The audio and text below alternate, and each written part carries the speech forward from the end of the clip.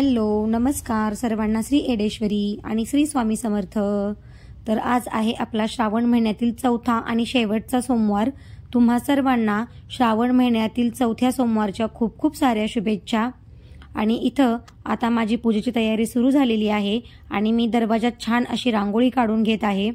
सर्व कामे माझी आटोपलेली आहेत आणि त्यानंतर मी पूजेची सुरुवात केलेली आहे। तर दरवाजात रांगोळी ही असायलाच पाहिजे। जेव्हा आपले सणवार किंवा आपला गुरुवार शुक्रवार असे खास असतात ना, तेव्हा रंगीत रांगोळी काढते मी आणि दररोज माझ्या दारामध्ये पांढरी रांगोळी असते।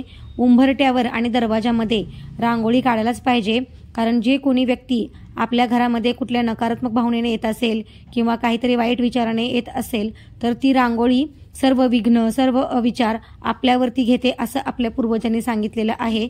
त्यामुळे दरवाजामध्ये रांगोळी काढणं खूपच शुभदायी आहे। त्यामुळे रोजच्या रोज दरवाजामध्ये रांगोळी काढायलाच हवी। तर इथं मी रांगोळी काढून घेतली आणि त्यानंतर मी उंबरट्यावरती ही रांगोळी काढून घेतली। मी दररोज उंबरटा पूजन करते। गुरुवार आणि शुक्रवार मी हळदीचं लेपन करते। अमावस्या पौर्णिमा मी हळदीचं लेपन करते आणि एरवी मी साधी होईना उंबरट्याची रोज साधी पूजा करते, कारण या उंबरट्याच्या आतच आपले शुभ अशुभ अशा गोष्टी येत असतात आणि आपल्या उंबरट्याच्या आत नेहमी सकारात्मक ऊर्जाच प्रवेश करावी, यासाठी आपला उंबरटा नेहमी असा सुशोभित असलेला पाहिजे। आणि त्यानंतर मी दरवाजावरती इथं हळदी आणि कुंकूने स्वस्तिक आणि शुभलाभ काढून घेतलं। आपण किती जरी स्टिकर चिटकावले तरी त्याचा काहीच उपयोग नाही। जे काम कुंकू करतं, हळदी कुंकू करतं, ते काम स्टिकर नाही करू शकत। त्यामुळे दरवाजावरती हळदी आणि कुंकाने स्वस्तिक आणि शुभलाभ तुम्ही नक्की काढा। तर अशा प्रकारे माझी पूजेची पूर्वतयारी चाललेली आहे।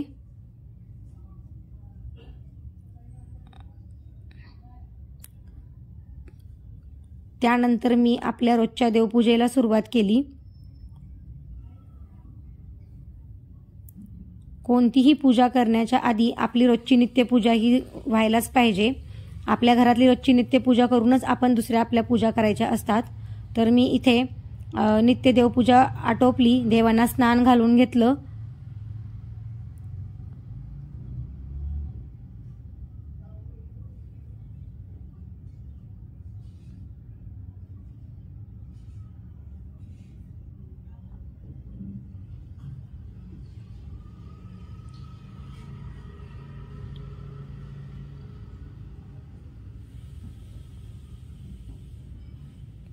तर इथे मी देवपूजा करून घेतली रोजची। तर बघा अशी झालेली आहे आपली रोजची देवपूजा। खूपच छान आणि सुंदर देवपूजा झालेली आहे।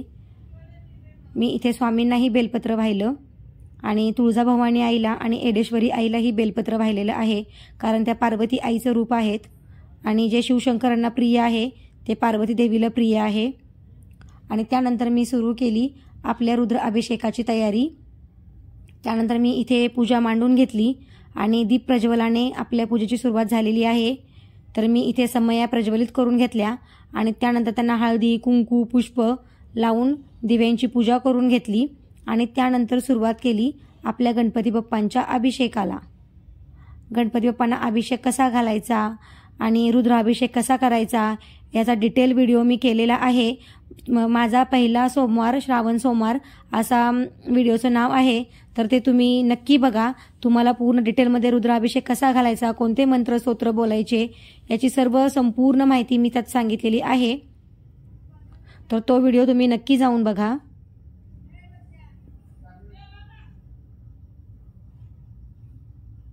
तर इथे आपली बाप्पांचा अभिषेक झालेला आहे आणि त्यानंतर मग मी बाप्पांची स्थापना करून घेतली उजव्या साईडला चौरंगावरती। जर तुमच्याकडे रुद्रयंत्र असेल तर तुम्ही रुद्रयंत्रावरतीही अभिषेक घालायचा आहे। गणपती बाप्पांचा अभिषेक झाल्यानंतर रुद्रयंत्रावरती अभिषेक घालायचा। माझ्याकडे रुद्रयंत्र नाही म्हणून मी गणपती बाप्पांच्या अभिषेकानंतर डायरेक्ट शिवलिंगावर अभिषेक घालते। तर इथं मी गणपती बाप्पांना आसन दिलं, त्यावरती हळदी कुंकू टाकलं आणि गणपती बाप्पांची स्थापना करून घेतली आणि गणपती बाप्पांची पंचोपचारे पूजा करून त्यांना या पूजेमध्ये येण्याचं आवाहन केलं।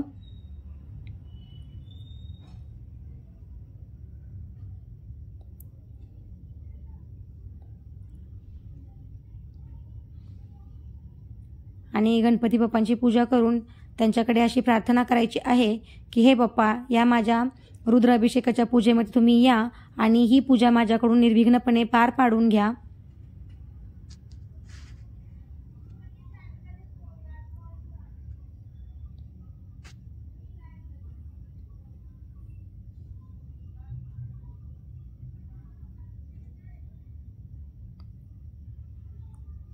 तर अशी छानशी आपली बाप्पांची पूजा झालेली आहे आणि आता मी रुद्राभिषेक घालून घेणार आहे.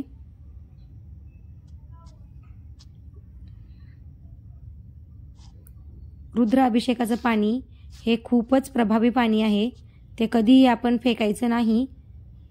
ते एका बॉटलमध्ये तुम्ही साठवून ठेवा. घरात कोणी आजारी व्यक्ती असेल, व्यसनी व्यक्ती असेल किंवा कोणी जास्त चिडचिड करणारा असेल, रागराग करणारा असेल तर तेव्हा हे पाणी तुम्ही त्यांना प्यायला द्या. त्याच्याने खूप खूप जास्त फरक पडतो. कारण हे मंत्र स्तोत्र बोलून आपण भगवान शिवशंकरांना अभिषेक घातलेला असतो, त्यामुळे त्याची शक्ती ही वेगळीच असते. तर हे माझ्याकडे जे शिवलिंग आहे ते नर्मदेश्वर शिवलिंग आहे आणि हे स्वयंभू शिवलिंग आहे. तर या शिवलिंगामध्ये ना मला ही जी पांढरी आकृती आहे ती सेम शिवशंकरच वाटतात, जसं की ते त्रिशूल घेऊन उभारलेले आहेत. तर हे मलाच फक्त दिसतं की तुम्हालाही दिसतं हे मला कमेंटमध्ये नक्की सांगा की तुम्हाला या शिवलिंगामध्ये भगवान शिवशंकरांची आकृती दिसते का? मला तर हुबेहूब शिवशंकर त्याच्यामध्ये दिसतात. तर तुम्ही मला हे नक्की सांगा. स्कंद पुराणात भगवान शिवाने सनत कुमारांना श्रावण महिन्याबद्दल सांगितले की मला श्रावण महिना खूप आवडतो. या महिन्यात प्रत्येक तिथी व्रताची असते आणि प्रत्येक दिवस हा सण असतो. त्यामुळे या महिन्यात शिस्त आणि संयमाने उपास केल्याने शक्ती आणि पुण्य वाढते. या महिन्याचे नाव श्रावण का ठेवले? स्कंद आणि शिवपुराणानुसार तज्ज्ञांनी याचे 2 कारणे दिली आहेत. प्रथम, या महिन्याच्या पौर्णिमेला श्रवण नक्षत्र येते. या नक्षत्रामुळे या महिन्याला हे नाव पडले. आणि दुसरे म्हणजे भगवान शिवाने सनत कुमारांना सांगितले की या मासाचे महत्त्व ऐकण्यासारखे आहे. ज्यामुळे सिद्धी मिळते त्याला श्रावण म्हणतात.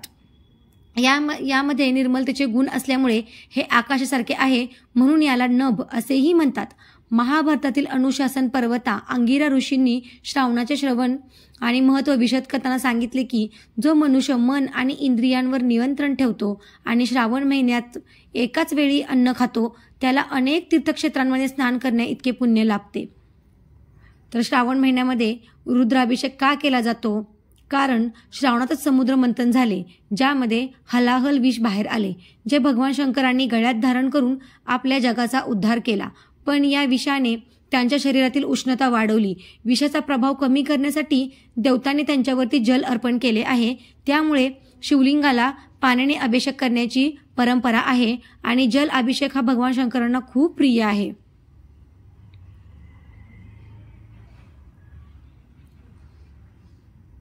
आणि श्रावणात पावसाळा असल्यामुळे फुलं, फळं, पानं हे खूप सारे भेटतात. त्यामुळे श्रावणामध्ये बिल्वपत्र वाहून भगवान शिवशंकरांची पूजा करण्याचं खूप जास्त महत्त्व आहे. तर भगवान शंकरांना भस्म का लावतात? तर मी इथे भगवान शंकरांना भस्म लावले आहे. ते का लावतात? शिवपुराणानुसार शिवपूजा भस्माशिवाय अपूर्ण आहे. मात्र शिवभस्म का लावतात याविषयी जाणकार असे सांगतात की दक्ष प्रजापतीने शिवाचा अपमान केला तेव्हा सतीने हवन कुंडात आपल्या प्राणाची आहुती दिली. तेव्हा शिवजींनी सतीच्या चितेचे भस्म आपल्या शरीरावर लावले. तेव्हापासून ही परंपरा आहे. शैव पंथ आणि तंत्राशी संबंधित लावतात महादेवा. तर इथं माझी आता पंचोपचारे पूजा पूर्ण झालेली आहे आणि मी भगवान शिवशंकरांना धतुरेची फुलं आणि फळं वाहिलेली आहेत. तर आज मला धतुरेची खूप सारी फुलं भेटलेली होती आणि त्याच्यानेच मी आज भगवान शिवशंकरांची सजावट केलेली आहे. त्यानंतर आजची शिवमूठ हे जवस होते, तर मी 3 वेळा शिवमूठ वाहिलेली आहे आणि त्यानंतर मग मी भगवान शिवशंकराची छान अशी आरती केली. आणि बघा मग तुम्ही त्यानंतर किती सुंदर आजची आपली पूजा झालेली आहे ते. तर असे आपले 4ही सोमवार खूप छानपैकी सुंदर पूजा झालेली आहे. तर आज मी पूर्ण धतुऱ्यांच्या फुलांनीच भगवान शिवशंकरांचा शृंगार केलेला होता. बघा मला किती सारी फुलं भेटलेली आहेत ते. आणि इथे छान अशी गणपती बाप्पांची आणि शंकरांची आरती केली आणि पूजा पूर्ण केली.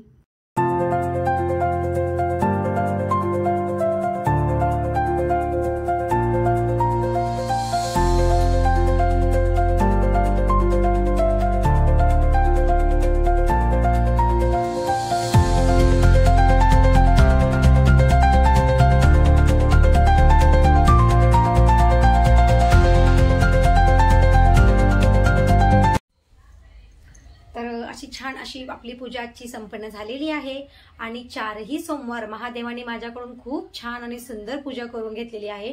बघता बघता आपला श्रावण महिनाही संपत आला. आपले 4ही सोमवार संपले. हा महिना कसा आला आणि कसा गेला अगदी कळलंही नाही. तर अशा छान छान पूजा ना आपण प्रत्येकाने करायला हव्या. आपले सण वार घरातल्या प्रत्येक कुलस्त्रीने करायला हवे. ज्या गृहिणी आहेत किंवा ज्यांना पॉसिबल आहे, ज्यांना ऑफिस करूनही पॉसिबल आहे, त्यांनीही आपले सण सूद व्रत वैकल्य हे सर्व करायला हवे. कारण आपणच हे जर जपलं तर आपण हे पुढच्या पिढीला देऊ शकतो. आपली मुलंही आपलंच बघून हे सर्व शिकतात. आपण आजकाल म्हणतो ना की सण सणासारखे नाही वाटत, सण सणासारखे नाही वाटत. ते याचमुळे की आपण यात इंटरेस्ट नाही घेत. जर आपण इंटरेस्ट घेतला तर आपले मुलंही यात इंटरेस्ट घेतात. आपण जे प्रार्थना मंत्र स्तोत्र बोलतो ते आपल्या मुलांच्याही कानावरती पडतात आणि तेही विचारतात की हे काय आहे, कशासाठी आहे. तर आपल्यालाही सांगता आलं पाहिजे. त्यामुळे मला तरी असं वाटतं की आपणच आपले सणवार जपले पाहिजेत, आपले व्रत वैकल्य केले पाहिजेत. जेवढे शक्य आहे तेवढे नक्कीच करा. कारण असे सणवार असे व्रत वैकल्य घरात झाले तर घरातलं वातावरण अगदी प्रसन्न होतं आणि अखंड लक्ष्मीचा वास आपल्या घरामध्ये राहतो. आणि अखंड लक्ष्मीचा वास घरात राहणे म्हणजे फक्त पैसा घरात येणे असं नाही. घरात लक्ष्मी नांदण्याचे संकेत आहेत की आपलं मन शांत राहणं, घरात सुख चैतन्य आरोग्य नांदणं हे लक्ष्मी घरात असल्याचे संकेत आहेत. पैसा काय आज आहे उद्या नाही. पैशापेक्षा तर मला वाटतं की मनशांती हे खूपच जास्त महत्वाचं आहे. तर असे सणवार हे केल्याने आपल्या घरात खरंच सुख शांती नांदते. घरातलं वातावरण अगदी चैतन्याने प्रसन्नदायी राहतं. आणि आजचा व्हिडिओ तुम्हाला कसा वाटला हे मला नक्की सांगा. आणि व्हिडिओ आवडला असेल तर व्हिडिओला लाईक करा, शेअर करा आणि सबस्क्राईब करा. धन्यवाद. जय श्री शिवशंकर भोले बाबा की जय.